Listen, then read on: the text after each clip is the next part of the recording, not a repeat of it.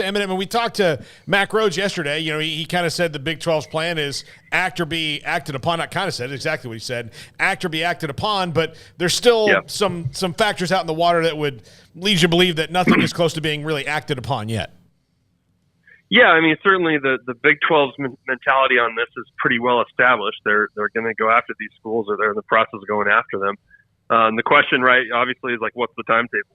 And what's the likelihood that they can pull that off? I think that probably a key detail in all of this is just what is the feedback that the Pac-12 gets from ESPN and Fox in the 30-day window for the start of their TV rights negotiations. And if that's discouraging, I mean, I think that's a piece of data that these schools and these leaders all need.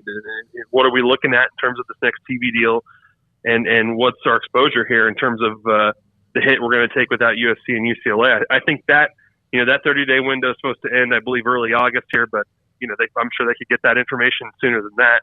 I'm sure you need to kind of do your homework on what the financial situation really is, because at the end of the day, as one person told me this week, it's not like the Big 12 is going to charm them into coming. It's all about money. It's about what is ESPN backing in terms of what they see as the best outcome for the Pac-12 and Big 12. And I think that piece of it, that's kind of the mystery here that's got to get solved if the Big 12 is going to be able to raid the Pac-12, or if those schools are staying put. Max, if I asked you just an X's and O's question, or a team and how good they might be, or who might win the Heisman, would you faint? Oh, I'd love that. You might actually stump me, though, just because, how much time we've really spent talking about it. Well, I got to tell you, I was asking that question, realizing I don't even know what the hell I'd ask you right now, because I haven't really thought about much of all that. But I don't know. Your thoughts about the media days are wrapping up. I know the Pac-12's down the road, and others, the ACC and SEC, are wrapping up. Did anything from outside of the Big 12, anything at all, kind of just maybe catch your attention more than something else?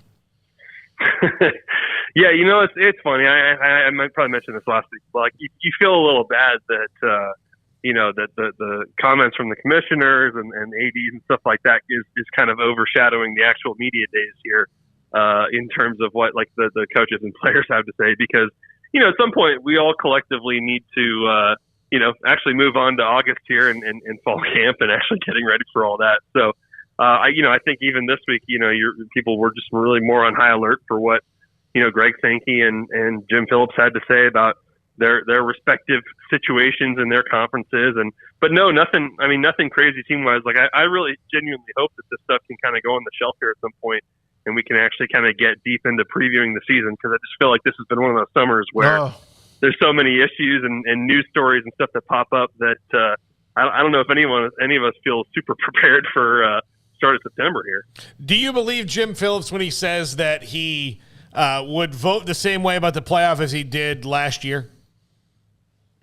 Oh, I don't know. I think that, I think the issue that the folks that wanted to get it passed had was more with Kevin Warren than with Jim Phillips, I suppose. But, I think that, there's no doubt that conversation, and Greg Sankey made that clear this week, but it's going to be a different conversation in the fall or in the next time they get together to actually meet about expansion, because I'm of the opinion that they had an opportunity to get Greg Sankey to compromise on a model that, while it was good for the SEC, to protect the conference championships, was probably a model that all those conferences need, and to get the top six in, I thought was a pretty good solution to all of it. So when it's time for that conversation to happen again, is Greg Sankey and Kevin Warren, are they going to be in favor of a model that has 5 or 6 conference champions, some AQs in it?